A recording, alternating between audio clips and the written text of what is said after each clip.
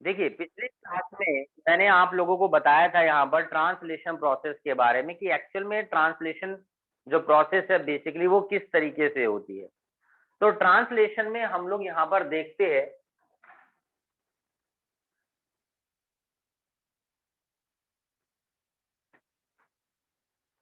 कि एक्चुअल में हो क्या रहा है।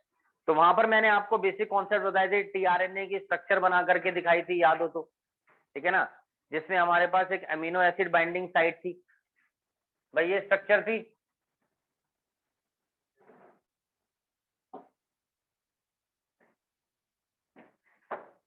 ये एंटीकोडन लूप,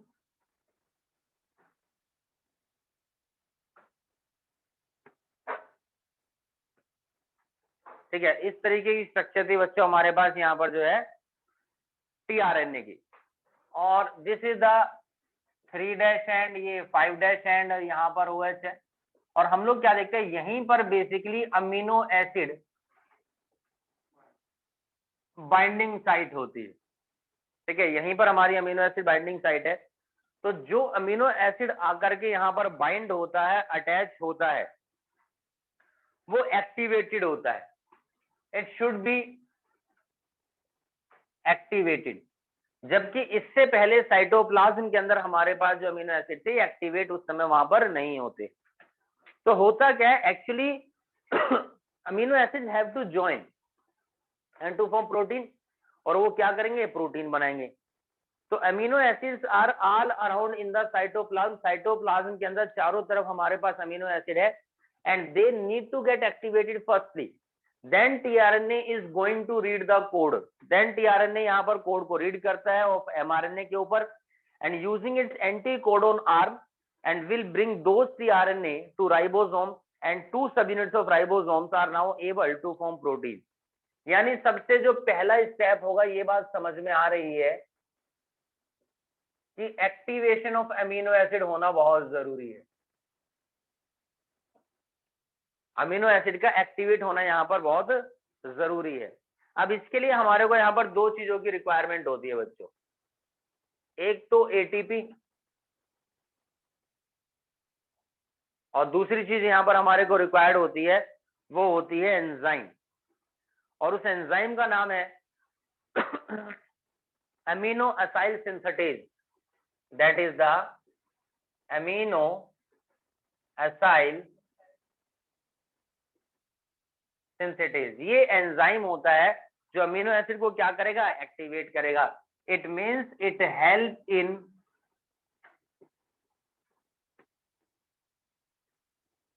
एक्टिवेशन। इसका मतलब कि एक्टिवेशन में हेल्प करेगा। कैसे, मान लीजिए मेरे पास यहाँ पर कोई भी अमीनो एसिड है, ठीक, वहां पर एक तो काम आएगी एनर्जी, और दूसरी चीज यहाँ पर एंजाइम आएगा। जब इनका यहाँ पर कॉम्प्लेक्स की फॉर्मेशन होगी तब एंजाइम मेरा एक्टिवेट हो जाएगा, और एक्टिवेट होकर के वो कहलाएगा अमीनो एसाइल, ठीक है जी। Now it is the aminoacyl. ये मेरे पास अब अमीनो एसाइल बन जाएगा, यानी अमीनो एसिड क्या बन जाएगा, अमीनो एसाइल। अमीनो एसाइल क्या है, अमीनो एसाइल ही तो एक्टिवेटेड अमीनो एसिड है। It is the activated amino acid basically, ठीक। तो हमारे पास यहाँ पर ये एक्टिवेट हो गया, तो देखो कॉम्प्लेक्स क्या बनता है, एक्टिवेटेड अमीनो एसिड, ठीक है जी। प्लस में हमारे पास होता है फिर यहाँ पर एडिनोसाइन मोनोफॉस्फेट। ये कहां से आ गया भाई, जब एटीपी यहाँ पर यूटिलाइज हुई है तो एटीपी यहाँ पर ब्रेक हुआ होगा। अब ब्रेक होगा तो हमारे पास क्या आता है जी, एडिनोसाइन मोनोफॉस्फेट और प्लस में एंजाइम। और यहाँ पर हम लोग क्या देखते हैं कि इनऑर्गेनिक फॉस्फेट जो होता है वो रिलीज हो जाता है। इनऑर्गेनिक फॉस्फेट जो होगा क्या हो जाएगा दोस्तों, इट इज रिलीज। तो यानी कि this is the complex of activated amino acid, ये एक्टिवेटेड अमीनो एसिड का कॉम्प्लेक्स है, ठीक। चलिए, उसके बाद हमारे पास एक चीज और होती है आगे की प्रोसेस होने के लिए, that is the methionine. Methionine क्या होता है, ये किसी भी प्रोटीन का फर्स्ट कोडोन होता है। It is the first codon of any protein, it is the first codon of any protein, 2018 का क्वेश्चन है सीबीएसई का, ठीक है जी। It is the first codon of any protein, या फिर यही हमारा क्या है basically amino acid, methionine amino acid ही तो होता है जो एजी कॉम्प्लेक्स के कारण फॉर्मेशन होती है। अब यहां पर हम लोग क्या देखते हैं कि ये हमारे पास फर्स्ट कोडन होता है किसी भी प्रोटीन का, चलिए ये हमारे पास अवेलेबल है, हमारे पास एक्टिवेटेड अमीनो एसिड हमारे पास प्रेजेंट है। देन इसके बाद में क्या होगा, तीसरा स्टेप जो होगा वो होगा transfer of activated amino acid to the tRNA. अब क्या होगा, transfer of activated amino acid to tRNA. TRNA मेरे पास ये रहा, और एक्टिवेटेड अमीनो एसिड कौन सा है, जिसका कॉम्प्लेक्स मेरे पास यहाँ पर ये वाला है। तो यानी कि अमीनो एसिड प्लस में एडिनोसाइन मोनोफॉस्फेट प्लस में enzyme go to the tRNA. और मैंने यही बात आपको बताई है, मैंने आपको क्या बोला कि प्रोसेस कैसे होती है। देखो एक्चुअल में अमीनो एसिड को यहाँ पर ज्वाइन होना है टू फॉर्म प्रोटीन।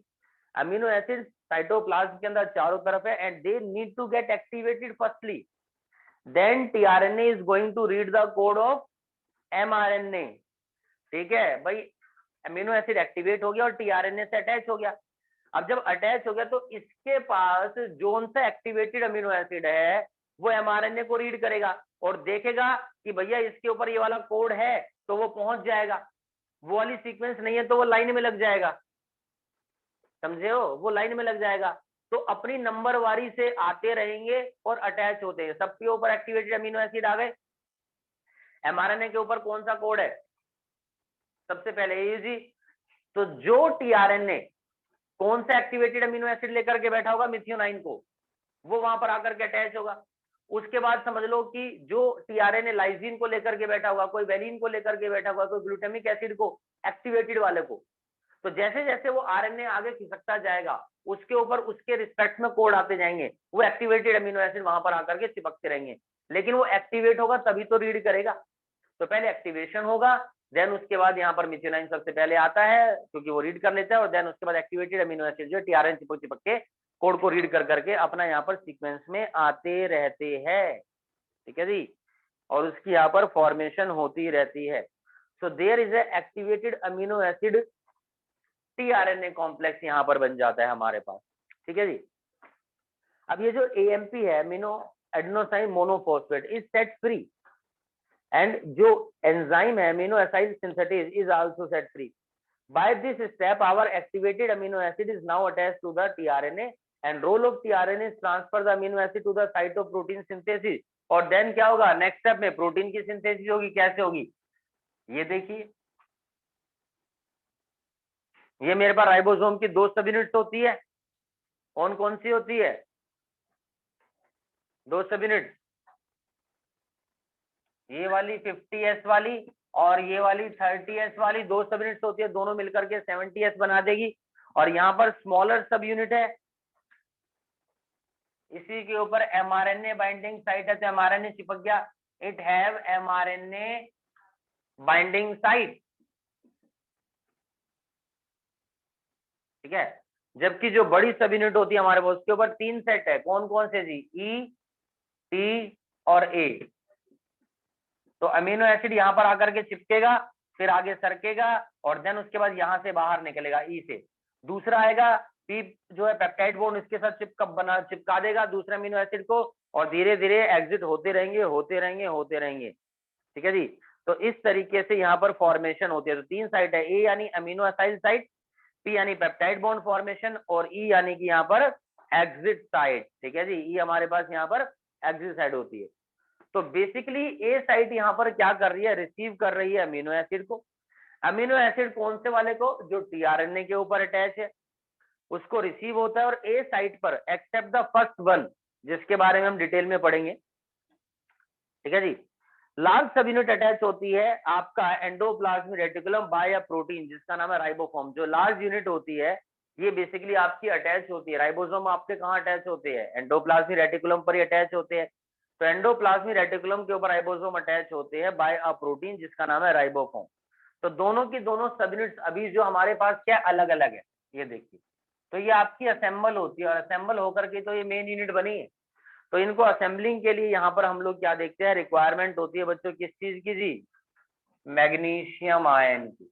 तो यहाँ पर मैग्नीशियम आयन आएगा जो इनको असेंबल करेगा, मेन यूनिट बन जाएगी। अभी 50 थी 30 थी अब, लेकिन यहाँ पर ये मेरे पास 70s यूनिट बनाएगी जिसके ऊपर ये सारी साइट्स हमारे पास अवेलेबल है।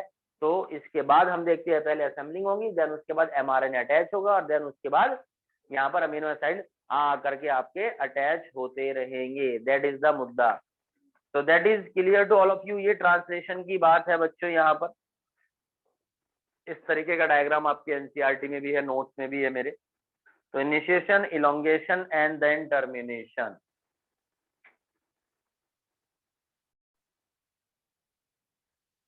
अब हम बात करते हैं यहाँ पर रेगुलेशन ऑफ जीन एक्सप्रेशन के बारे में। जब रेगुलेशन ऑफ जीन एक्सप्रेशन के बारे में बात करते हैं तो इस बात का मतलब क्या है, सबसे पहले इसके स्टेप्स हम लोग बाद में पढ़ेंगे कि किस तरीके से कोई भी जीन किस तरीके से एक्सप्रेस होता है। रेगुलेशन का मतलब होता है to control the amount of time of formation of gene product. Regulation of gene expression का मतलब होता है to control the amount of time of formation of gene product according to the requirement of cell. Cell की requirement के according कोई भी gene product जो बनता है ना, उसका रेट मतलब कि टाइम, कितने टाइम में, उस टाइम को, रेट को यहाँ पर कंट्रोल करना, रेगुलेट करना।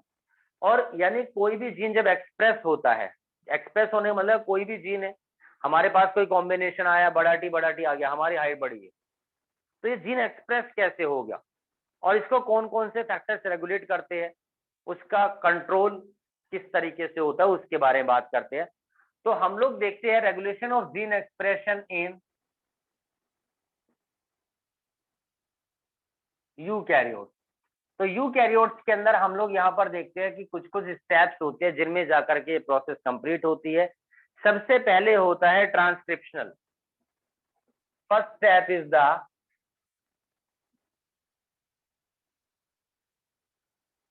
ट्रांसक्रिप्शन। ट्रांसक्रिप्शन का मतलब क्या है? ट्रांसक्रिप्शन का मतलब होता है फॉर्मेशन ऑफ प्राइमरी ट्रांसक्रिप्ट। सबसे पहले इसमें क्या होगा, formation of primary transcript. Primary transcript की फॉर्मेशन होगी, कह सकते हैं मतलब कि एचएनआरएनए। ठीक है जी, एचएनआरएनए की फॉर्मेशन होगी। दूसरा स्टेप होता है हमारे पास processing.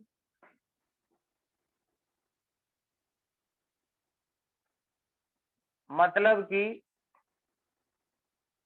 Regulation of splicing, splicing process होती है, एक्सॉन इंट्रॉन्स कटते अलग अलग तरीके से।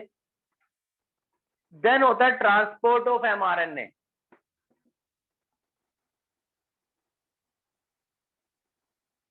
ट्रांसपोर्ट ऑफ एमआरएनए कहां से कहां जी, न्यूक्लियस टू साइटोप्लाज्म। भाई स्टेप बाय स्टेप सारी प्रोसेस है। और देन उसके बाद होता है transitional process. Then there is the transitional, मतलब कि प्रोटीन की सिंथेसिस होगी। ठीक है जी, देन उसके बाद प्रोटीन की सिंथेसिस होगी। अब हम लोग क्या देखते हैं, प्रोकैरियोट्स के अंदर अलग प्रोसीजर होता है, यूकैरियोट्स के अंदर अलग है। यहाँ पर प्रोकैरियोट्स के अंदर हम लोग क्या देखते हैं, it can be regulated by many factor. बहुत सारे फैक्टर्स के थ्रू ये रेगुलेट होता है। जैसे कई बार इन्वायरमेंटल फैक्टर्स होते हैं, अवेलेबिलिटी ऑफ रिसोर्स है, एनीथिंग। लेकिन यहाँ पर यूकैरियोट्स के अंदर किस तरीके से होता है वो मैंने आपको बताया।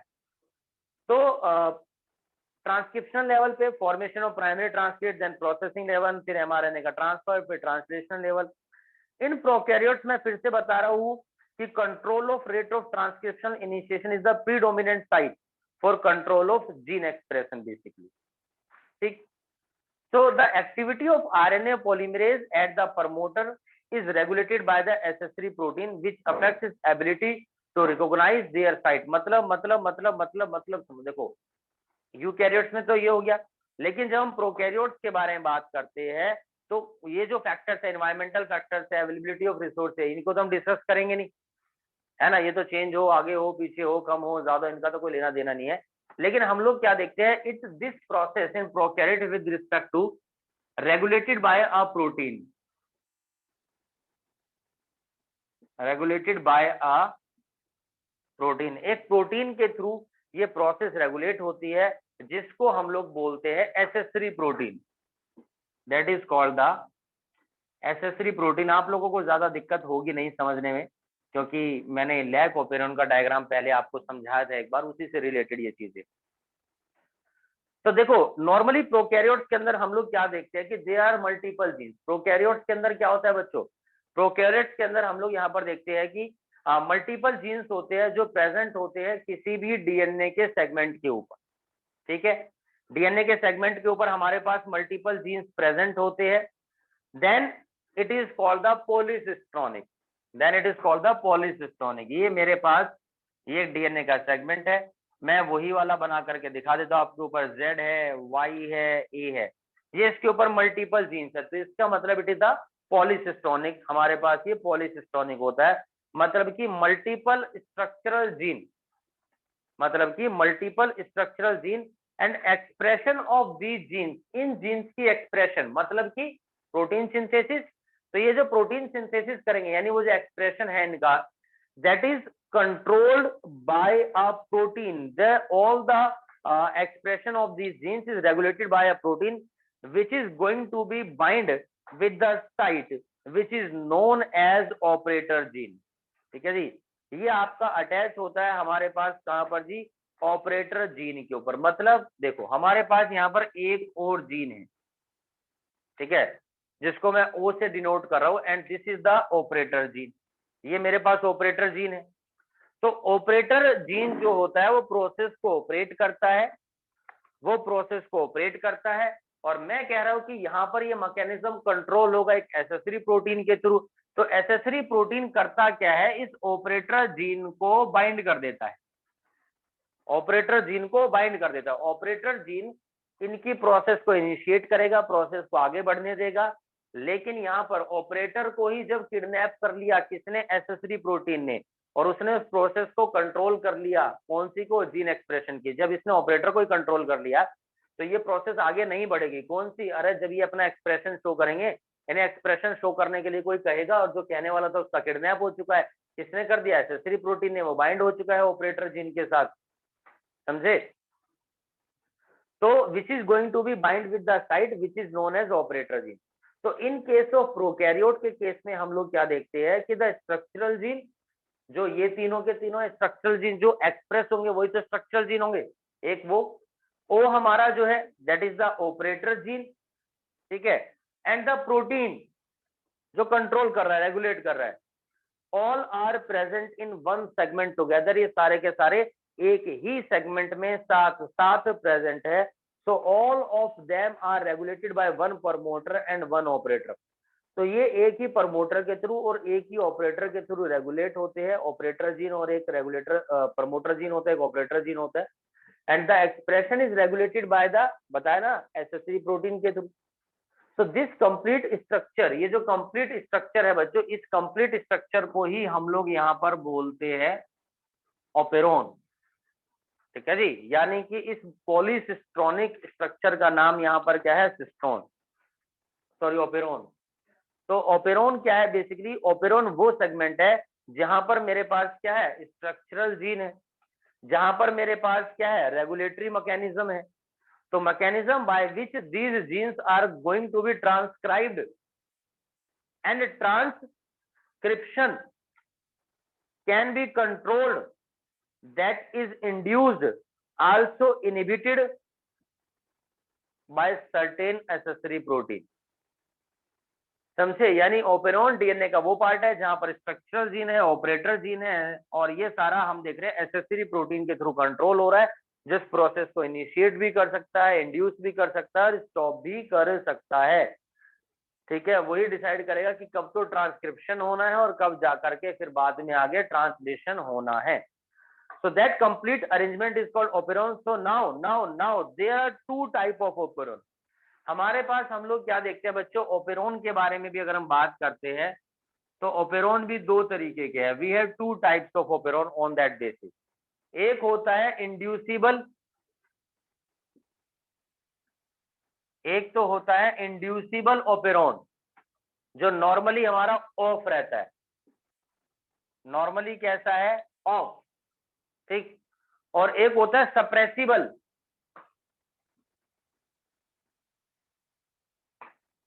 सप्रेसिबल हमारा नॉर्मली ऑन रहता है। देखो जो ऑफ है वो ऑन भी हो सकता है, जो ऑन है वो ऑफ भी हो सकता है, लेकिन नॉर्मल केस में ऑन रहेगा और ये नॉर्मल केस में हमारा ऑफ रहेगा। तो ऑफ है तो कैन बी टर्न ऑन, इसको हम ऑन कर सकते हैं, ठीक है जी। और जो ऑन है उसको हम चाहे तो ऑफ कर सकते हैं बच्चों, ठीक है जी, एज रिक्वायर्ड, जैसे भी रिक्वायर्ड होगी। तो जो नॉर्मली ऑफ है और उसको हम ऑन कर सकते हैं, उसी का एग्जांपल है मेरे पास लैक ओपेरॉन। तो इसका मतलब लैक ओपेरॉन हमारे पास कैसा ओपेरॉन है, दैट इज अ इंड्यूसिबल, ठीक है जी। और सप्रेसिबल का एग्जांपल है ट्रिप्टोफैन ओपेरॉन, इसका एक एग्जांपल है मेरे पास ट्रिप्टोफैन ओपेरॉन, ठीक है जी। ये हमारे पास ट्रिप्टोफैन ओपेरॉन। अब देखिए कैसे होती है लैक ओपेरॉन की पूरी स्ट्रक्चर और ये प्रोसेस कैसे रेगुलेट होती है।